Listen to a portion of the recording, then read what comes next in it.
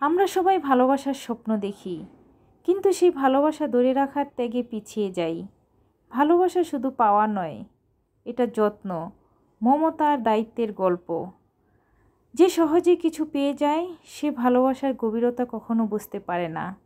যার চোখে তোমার জন্য এক ফোঁটা জল নেই, সে কি করে তোমার মূল্য জানবে? মনে রেখো, যে তোমায় পাওয়ার জন্য সেজদায় ভিজিয়েছে চোখ, সে ভালোবাসার অর্থ জানে। তার ভালোবাসার কাছে বাকি সব ভালোবাসা নিঃশব্দ হয়ে যায়। হ্যালো ভিউয়ার্স, আসসালামু আলাইকুম। আশা করি সবাই ভালো আছেন। আলহামদুলিল্লাহ, আমিও ভালো আছি। মনটা একেবারেই ভালো লাগছিল না, তাই আপনাদের ভাইয়া আজকে শুক্রবার ছুটির দিন বলল যে চলো আমরা একটু বাইরে থেকে ঘুরে আসি, তোমার মনটা ভালো হয়ে যাবে। যাই হোক, মন খারাপ যতই থাকুক না কেন, পরিবার কিংবা হাজবেন্ড তাদের মনটাও ভালো রাখার দায়িত্ব আমাকেই বহন করতে হয়। তাই পরিবারের সবাই মিলে আজকে অনেক দিন পর চলে আসছি মেট্রো স্টেশনে। আজকে মেট্রোতে করে কোথায় যাব, আশা করছি পুরো ভিডিওটা আমার সাথেই থাকবেন। ভিডিওটা যদি ভালো লাগে অবশ্যই লাইক কমেন্ট শেয়ার দিবেন। আপনাদের একটা কমেন্ট এবং একটা শেয়ারে আমাকে অনেক বেশি উৎসাহিত করে নতুন নতুন ভিডিও তৈরি করার জন্য।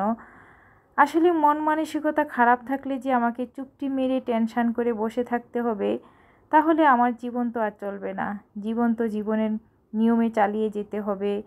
বাচ্চার সংসার সব কিছু দেখতে হবে। নিজের মনের মধ্যে কি বইছে সেটা তো নিজেই বুঝতে পারি। আমি সবসময় অনেক হাসি খুশি এবং মিশুক একটা মানুষ। আমি সবার সাথে মিলেমিশে চলতে পছন্দ করি, সবার সাথে বেড়াতে ঘুরতেও পছন্দ করি।